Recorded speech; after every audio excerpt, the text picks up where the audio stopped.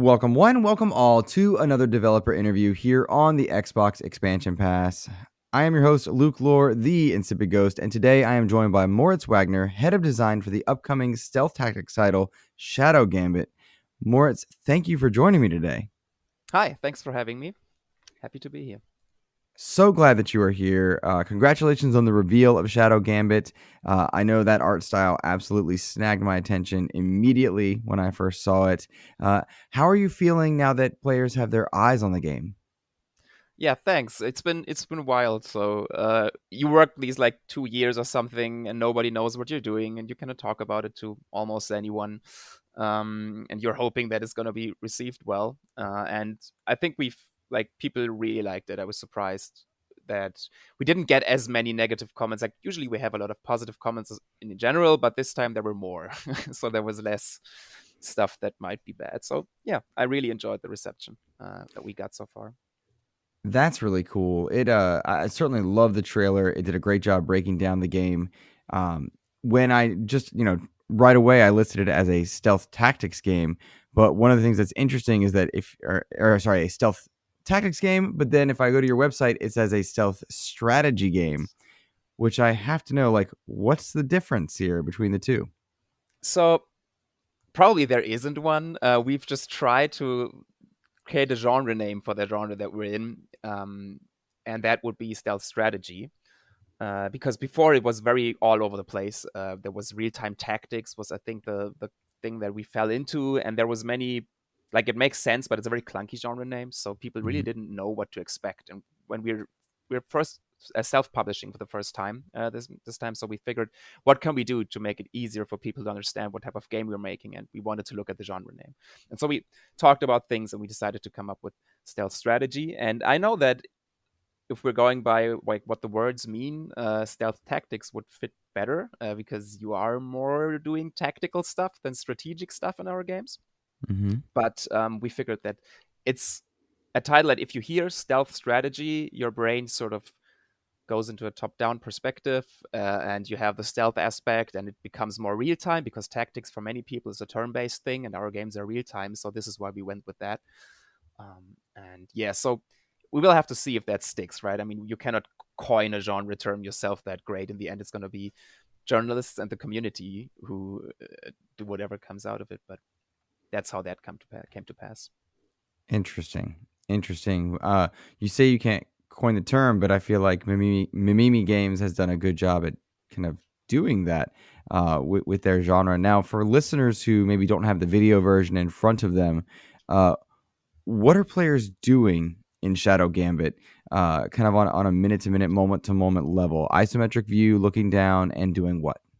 Yeah, so as you said, it's not completely isometric, to be fair. Mhm. It's a sort of top downy thing, but isometric has certain values assigned to it, but that we don't have.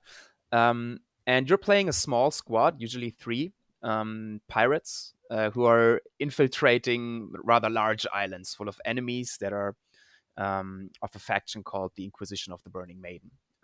And it takes place in the golden age of piracy, basically, but in an alternate history setting. And you're basically doing these heists and things on these islands. Every character has very special skills. They're very unique in what they can do, and these skills combine very well and have a lot of synergy. And you're sneaking and killing, or maybe not killing, if you're one of the more shadow guys or gals, then you cannot kill anyone. You're making your way through these islands trying to complete various missions where you're like maybe stealing something, assassinating someone. And the overall plot that you're going through is basically a giant hunt for a very legendary treasure. And yeah, that's basically what you do. So you strategize, you distract people, you sneak past them, you take them down together, these sorts of things. So obviously you've got enemies in here, and I want to talk about them. But first, I think it's more appropriate to talk about the ship you're on and some of the abilities that ship has, because for this alternate history timeline, you guys have some pretty mystical elements that give you, both as a player, some cool control aspects in terms of time, but also uh, it just looks cool and it's got cool lore. Tell me a little bit about the ship that you're on and what that can do for your gameplay. Yeah, so there's basically the ship you're on is the hub you return to after every mission. And it's also a character. It's a sentient ghost pirate ship, basically. Her name is the Red Marley, and she's one of the main characters in the game. A lot of the story revolves around her and her story, the relationships she had with her old captain, things like that. And you basically return to her after every mission, but she can also support you on the missions you're on because she has time manipulation powers that can help you during these missions. What she can basically do is that she can capture a memory of a if you're on a mission and this is a tough spot, I can capture a memory, and then you can release that memory at a later time, so you can return to that point, which is great in stealth games because things go wrong, and you alert the guards or something, and you don't want to do that. Like you can still keep playing there. It's very open, the game. But if you say no, I want to load back, you can basically unleash that memory again, and that happens very quickly in our games. They have always been very reliant on iteration, basically, Mhm. because we want people to be able to experiment with the awesome stuff and skills they have, and not like feel confined by having to do it the one way they know that works always, because failure is so punishing. And yeah, So she can the support you with that. And she can also slow time down and to complete pause, which is very important for many people because real time for some people is a little stressful. You can always pause, you can plan actions, and this is all sort of mechanics that come through her power. So I like that idea. You can pause something to strategize and move your players around the board. I say board. It's not doesn't look like a board, but you know what I mean. So move it around the map. You can pause if you want to, or you can kind of let it run in like a slow pace or standard pace. Is that correct as well? So you can write it around a normal pace, and you can also fast forward time, which is very helpful in stealth games. If you have a patrol running around and you want to wait for the perfect time for them to be somewhere, you don't just have to sit there waiting doing nothing. You can fast forward a little bit so this happens faster and you get to the point you want to do it in. Um, I was watching gameplay of Shadow Gambit, and I saw a player made a mistake.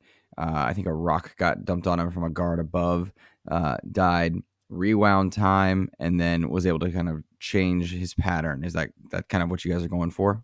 exactly, yeah. And this memory reloading happens very fast in our games. Like we have, of course, it depends on your system and all that, and it's not optimized ready. But if you have played one of our earlier games, Desperados or Shadow Tactics, you know that these back then it was still a quick save and a quick load. Normally, Hmm. mechanically, it's still very close to that, but we've integrated it into the world narratively so that it's really part of the world. It's not something you do and you basically cheat the game or feel like cheating the game by save scumming. It's Hmm. actually intended, like it's the main power of your ship. And the times are very fast there, so it's just a couple of seconds to save and load. So you can just really iterate if you want to. Do you think that kind of quick load, the ability to kind of avoid the loading screen or what might be perceived as saves coming, do you think that is going to encourage players to do just what you're looking for? I hope so. Yeah, that was the main goal we had when putting it into the world. We realized that for some people, they just didn't enjoy that part as much in our only old games, and that was mostly due to the flavor of it. Like they felt like they were cheating. They felt like they were doing something that's not intended in the game. Even though we tell you all the time, do this, do this. Like if you play our old games, there's pop-ups on the like tutorialization in the beginning that always say quick save, quick save, quick save, because they want you to Hmm. quick save. But yeah, this way I think it's gonna change a lot, and we can also, which is pretty cool, do cool stuff on the story with that. Like a lot of the story will rewind around the powers, resolve around the powers of the Mali. And we have small nuggets. Like if you have a spot and it's really hard, maybe you failed 5 times and you loaded the same memory like 4 to 5 times.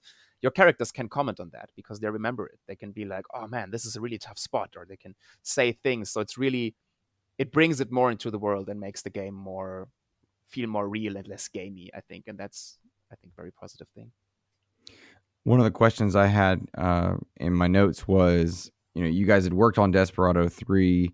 That was kind of the most recent console release. A lot of tactics games. What lessons from those games did you guys take bringing into this one? Was it the quick load features, the ability to kind of integrate it into the game? Was that one of the lessons you guys took?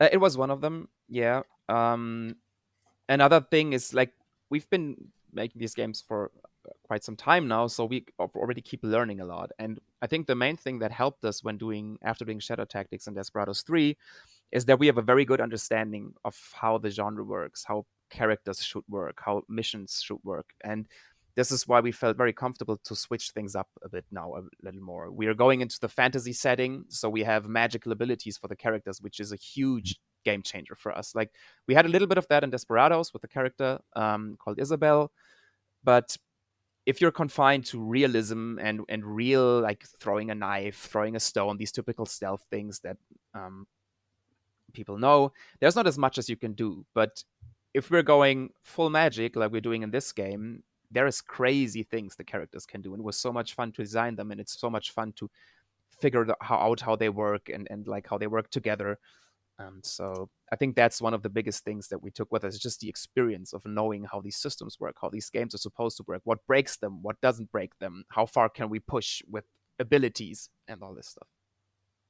Gotcha. Gotcha. I mean, and that makes perfect sense. I think when you look at the magic abilities that you can give a player and what that can do for gameplay options, that's a pretty cool experience, all things considered. I am curious, when you guys were experimenting with these magic abilities, were there any that you tried and then, you know, didn't work out, and you're like, okay, that doesn't work for what we want to do? Yeah, there's always many of those. Like, in the beginning, we just started prototyping things that we thought might be interesting, and we started to take the archetypes of characters we have and experience how can we take that archetype and bump it up with the magic. And some things just really didn't work out. Like, they just sometimes they feel like they sound awesome, but actually doing it feels a little clunky and like it's not as powerful as you would think. Or sometimes we just can't figure out a way to make it control well. Especially with a gamepad, with a game like ours, it can be a little tricky to get the controls right. I think we've managed to do that. That is also something we learned from the old games. They already had very good gamepad controls, but like sometimes it just doesn't feel good, and you're like, okay, this skill, while it might sound fun, it just doesn't play well, or it's too powerful, or it's too weak. It's very specific for a certain situation. And, okay, yeah, and that situation is ultra strong, but you basically don't use that character at all aside from that situation. And that's something we don't want. We want every character to be useful in many situations where you're playing them. So we tried a lot of stuff, and there is still more that we can try, and we might try, of course, but we have like 8 characters in that game now, which is 3 more than in our previous games, and they are really crazy and really unique and have these great abilities that synergize well. So it took quite some time to get there, and a lot of iteration and throwing stuff out the window as well. How did you to have 8 characters, each with their own abilities? Uh, that's a lot of balancing, I would have to imagine, to make sure the game's not too easy, too hard, that it's fair. Uh, how did you go about balancing these characters to make sure that you kind of get the optimal gameplay experience? Yeah, so to make things worse, it's even harder this time because in our old games, we basically forced you to play characters on a mission. We said, in Desperados, you have Doc McCoy and Cooper in this mission. And the level designers knew it, and the game designers, everybody knew it, so we could tailor the mission towards that. In Shadow Gambit, we said you can choose the characters you bring on each mission. So it's a free choice for every mission, and you can, well, I mean, that makes it even crazier that it's 8 characters with very unique skills because we never Mhm. know who you're playing on a mission. So a lot of work actually went into that, but in the end, it sort of worked out really well. And in the end, like, if we're talking design a little bit, it just comes down to breaking it down into certain specific things that can stay consistent between the characters. Like, for example, how long does it take to perform a kill skill in the game? We have Mhm. 2 of those. We have short ones and we have long ones, and then we can balance all of the distraction times and the enemy detection times based on the short and long kill.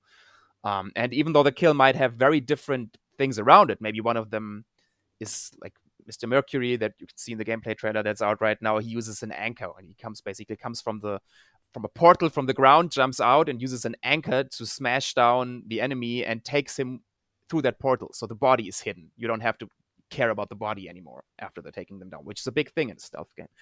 Mhm. So you have all these add-ons that come onto it, but you try to balance it around basic values. And from a level design standpoint, it's a huge challenge because not only can you choose the characters that come on a mission, you can also choose where to spawn on a mission, which is also new. You can just choose whenever on an island you want to spawn in certain spots.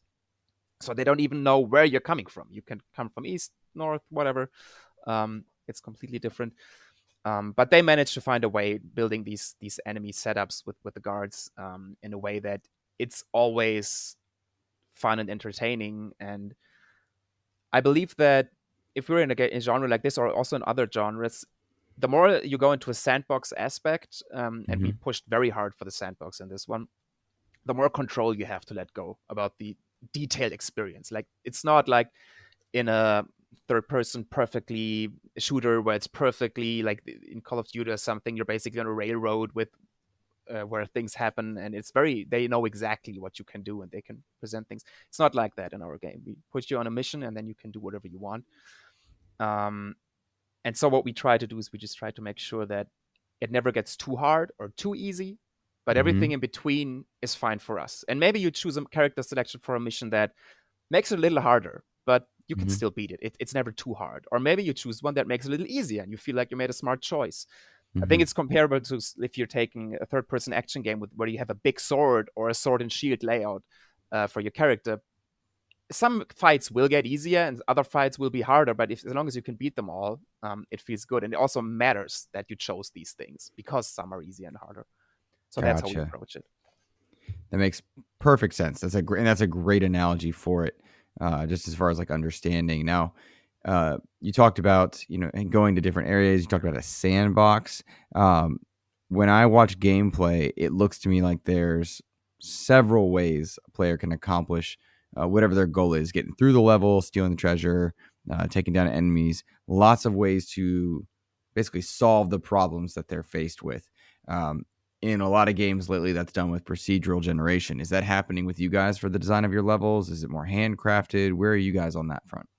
It's 100% handcrafted. Like, everything in the game has been meticulously placed by a person. Mhm.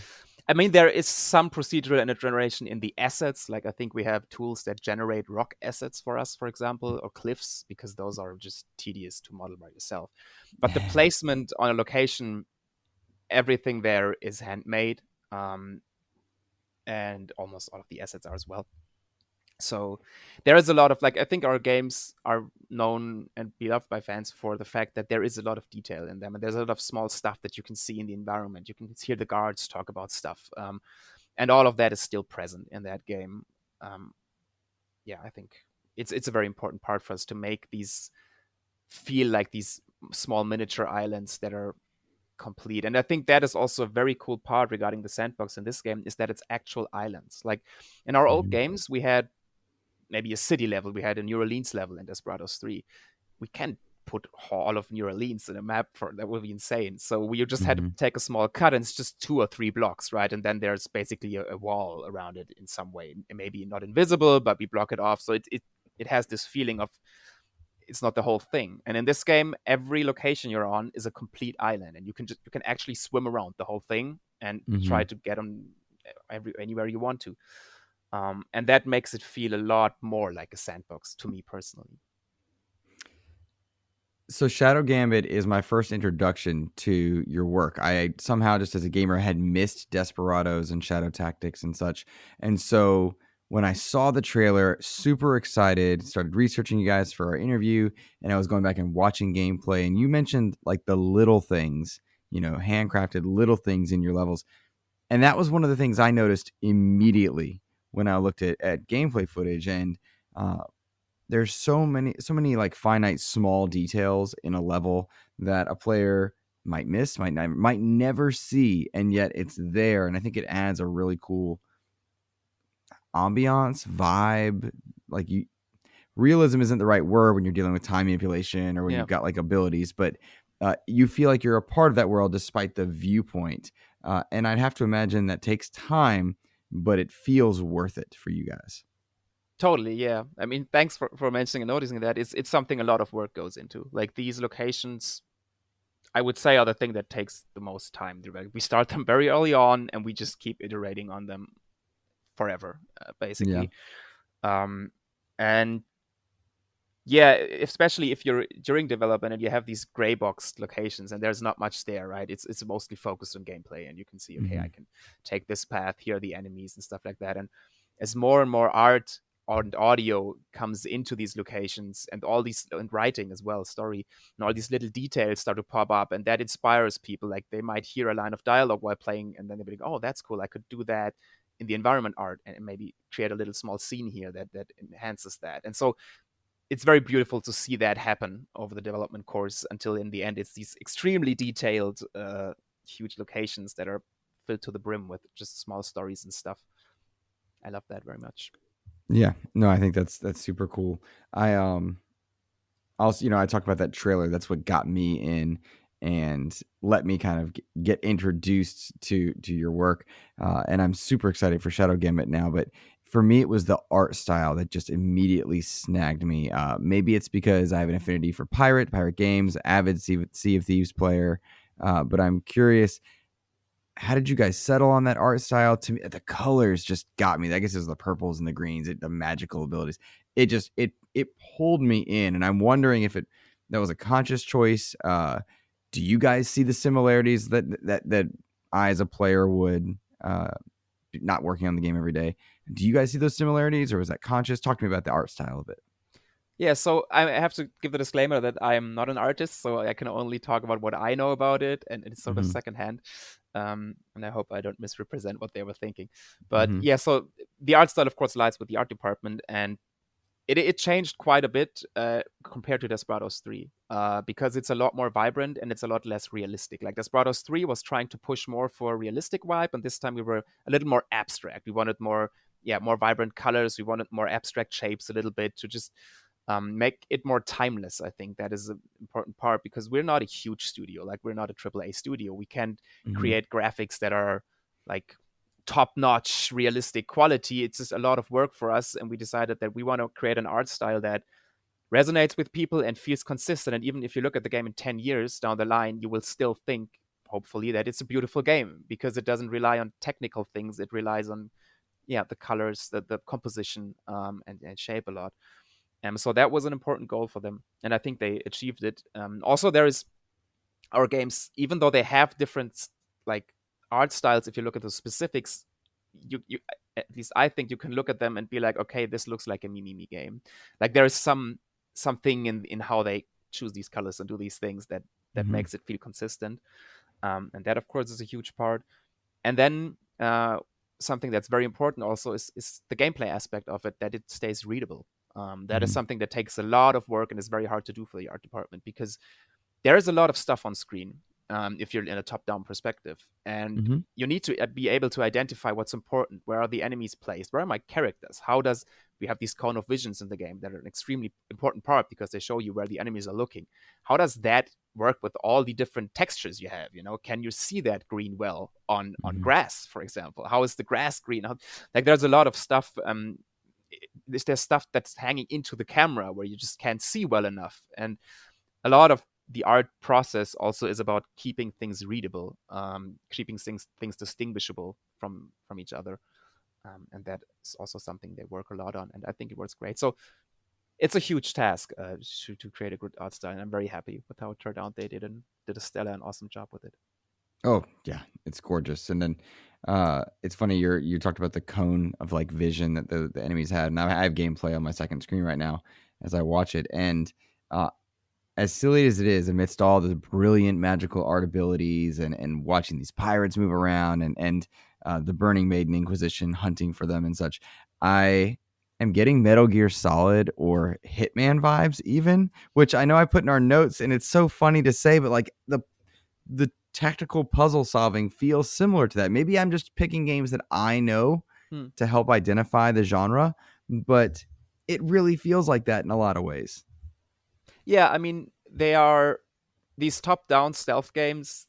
They share a lot of DNA, I think, and Hitman is not top-down, of course, but and the new Metal Gear isn't as well, but the older ones were. The older ones, yeah. Yeah, the thing that is something that especially console gamers maybe don't know as much about is this genre already existed like over 10 years ago, and it Mhm. was a game called Commandos from Spain by Pyro Studios set in World War II, that basically just generated this genre aside from the Metal Gears. And this has been a huge inspiration for us. We've been playing a lot of it as kids, and it has been a game that we loved very much. And then there was Desperados, actually the first Desperados. It came out very long time ago, and we basically just rebooted the IP 15 years later or something. Um, so yeah, this is sort of the origin. But if you look into Metal Gears and Hitmans, of course, we try to take a lot of inspiration from those games. Basically, everything that's in the stealth genre, and they make like it feels like these tactical short puzzles because of that. Because in our games, it's very important for us that there's a lot of precision. In you always know what's happening. That is one of the most biggest pillars we have in design. Is seeing these vision cones, the noise that abilities or your characters are going to make, it's all displayed. Like you always know what's happening. We don't really enjoy these kinds of when you're running around in a stealth game and then suddenly someone notices you and you're like, hey, what happened? I don't know what I did wrong. And you start to hide and everything scrambles and you never know what actually happened. And for us, it's very important to give crystal clear feedback on what's happening. You always have perfect information because it's a top-down game, so you know everything. There's no fog of war. There's nothing that's obscured from your vision. You know everything, so you can make informed decisions, and that have this tactical, strategic approach to gameplay. That is very important to us. So this is why the vision cones are the way they are. They are very precise. They are pixel perfect. And while that maybe sometimes feels a little weird if you're looking at it, because you're like, why doesn't that guard notice the character? Like they probably should in the real world. But in the context of the game, when you're playing, it makes a lot of sense and it makes it a lot better to play the game because you know, okay, I can sit exactly here, 1 pixel away from that vision cone, and I will not be detected, and I can set up the perfect plan to take the setup down. Gotcha. Makes perfect sense. Makes perfect sense. Now, I tweeted out that we would be chatting together, and a couple people wrote in questions, and I'd love to get to them. Listener Anubis was curious. He says that controlling multiple characters looks tricky. How is this achieved by the player? And I'll add on to that, if you don't mind. You guys are on console and PC, so keyboard and mouse, very different input than a controller. How do you guys balance like controlling multiple players simultaneously and then getting it onto a console? Yeah, that's a very good question. So we already, during the development of our first game, Shadow Tactics, were on consoles as well. So we have a lot of experience with creating these two control schemes for the game. And we very early on decided on the fact that they're gonna be different. Like we do not have in most parts a cursor on the gamepad. Like you don't play it like a strategy game on the PC. You directly control the characters. You run around with them and you can switch to another character and you directly run around with them like in a third-person action game, just from top down, or like in Diablo or something like that. Sure. And that makes it feel, it's for me personally, I enjoy the gamepad controls more because it's just more immersive if you're running around as the character yourself. I really like that part. And the controlling of different characters at the same time. So of course you can multi-select them. You can select all three of them and run around at the same time, so it doesn't get tedious. But the most important tool that we have there, which is also one of the cornerstones of our games, there because it's extremely fun to use, is a mode where you pause time and you get into this planning mode, and you can set up one action per character. And you can say this character is supposed to do that, this character is supposed to do that, and this one this.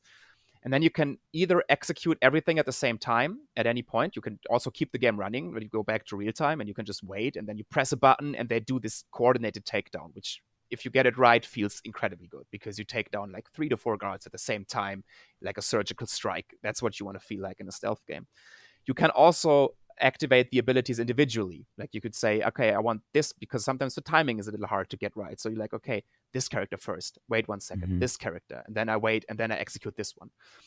And while all of this happens, you can also play. You could just control one character yourself and have actions for the others set up and be like, I take this guard down, then I trigger that distraction with the other character and that with this one. So this is how you can play a lot of it, and it works really well on a gamepad. I think once you get used to the controls, it takes a little time because there's a lot of stuff going on in a game like this. But once you're into it, we've received very well reviews for our previous games already for the gamepad controls and the console versions. So I would encourage everyone to try it out. There's also demos usually for our games, so you can just see if you enjoy it and then jump in. Very cool. Very cool. Another listener, Blaze Knight, wrote in saying that he's hyped to hear your thoughts on Shadow Gambit. More to the point, he says that Mimimi Games quickly became one of his favorites, given that he just loves Shadow Tactics. So a good compliment to you there. He is Thanks. curious. Yeah, I mean, Blaze Knight's amazing. He's super cool. He is curious, how does designing a game without a predetermined starting point for the party change the overall level design? Yeah, so that changed it quite a bit. In the beginning, we really had to figure out a lot how to set up these islands and how to set up these. There's also no predetermined exit point. There's exit points on the map that are sort of predetermined, but you can choose which one you take. Um, yeah, we were figuring out a lot how to just position these. We quickly came to a point where we decided there's no complete freeform selection because it's just overwhelming. It's not fun if you can spawn on any coast on the island. Mm-hmm. So there's usually, I don't know, 5 entry points, which is quite a lot. Like you can come from basically any direction on the map, Mm-hmm. and that changes a lot. It just means that level design never knows where you're coming from, and it makes it all a lot more sandboxy. It's also cool for players because they can choose, like, have a different experience when they replay a mission, maybe, or they revisit a location. They can be like, oh, I want to spawn there and see how it works. And um, it's just a lot of detail work in the end where you just try to get the right positions, get the right distances, that the spawns don't feel obsolete, that you have a mission and you're like, okay, this clearly is the best spawn for that mission. Why would anyone choose any other spawn? That's something we don't want. There should usually be 2 spawns that are valid in the same way. So there's always a choice. And it's just the stuff that you work out. You start prototyping locations, you start blocking them out, you start drawing maps where you're like, here's a spawn, the distance would be this, would be like that. And then you just iterate on it. Gotcha. You guys are coming to a lot of platforms. 2023, I believe, is there. I'm not asking for a release date, but you guys are aiming for 2023, multiple platforms, correct? Yes, it's 2023. Xbox, PlayStation, PC. I think Epic and Steam are currently. We're trying to get more platforms as well, but those are the ones that are currently confirmed. You can see all that on the website, maybe shadowgambit.com, if people are interested in that, because I might forget something, or yeah.